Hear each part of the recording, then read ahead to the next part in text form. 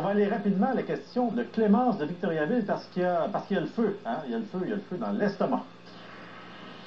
Bonjour les docteurs, depuis longtemps j'ai des brûlures d'estomac, c'est très inconfortable et je n'ai plus d'appétit pendant quelques jours.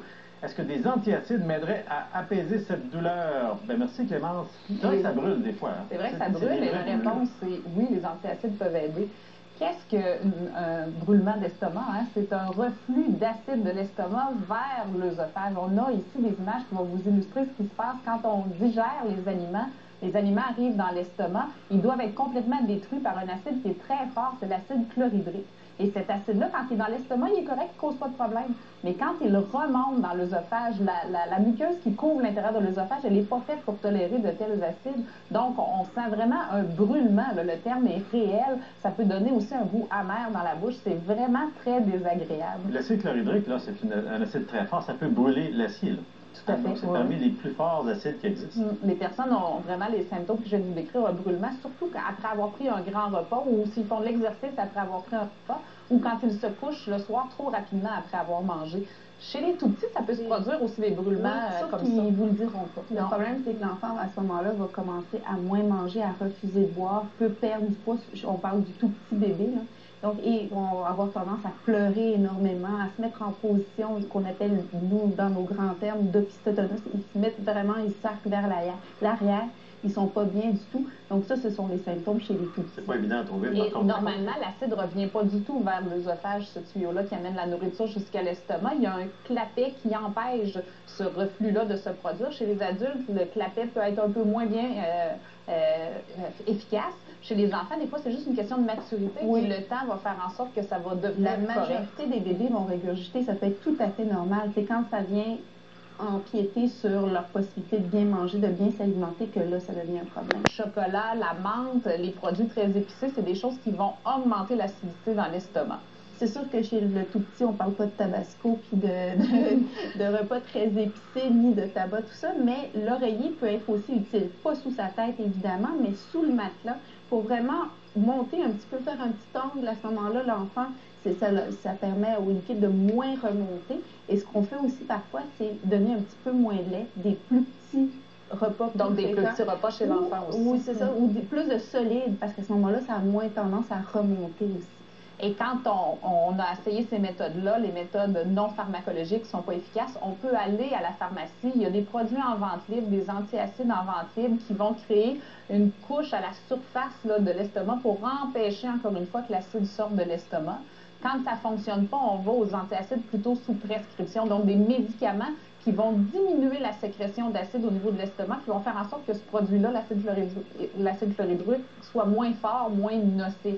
Et chez les enfants, comme une fois, les médicaments peuvent aussi être utilisés. Oui, puis par contre, ce qu'il faut dire, c'est que vraiment, c'est des antiacides. Ça n'empêche pas nécessairement le contenu de l'estomac de remonter. Tout ce que ça fait, c'est que ce qui remonte est moins acide, donc fait moins mal. Exactement. Donc, c'est vraiment une panoplie d'outils qui peuvent vous aider à arrêter d'avoir ces brûlures-là parce que c'est effectivement, moi, enceinte, j'en avais des brûlements d'estomac.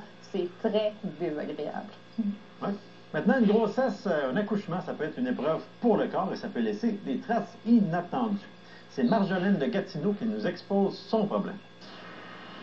Bonjour les docteurs, à la suite de mon accouchement, j'ai développé une hémorroïde externe. C'est très inconfortable en plus d'être inesthétique.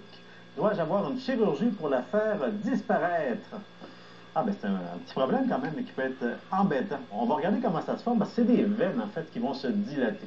Si on regarde l'intestin, ici, en bas de l'intestin, on a le côlon et l'anus, donc, qui est ici. On a des veines qui sont là, normalement. Et quand il y a beaucoup de pression à l'intérieur de l'intestin, ces veines-là se dilatent graduellement. Elles peuvent même se bloquer et donc donner ce qu'on appelle une hémorroïde qui va vraiment donner des douleurs des fois.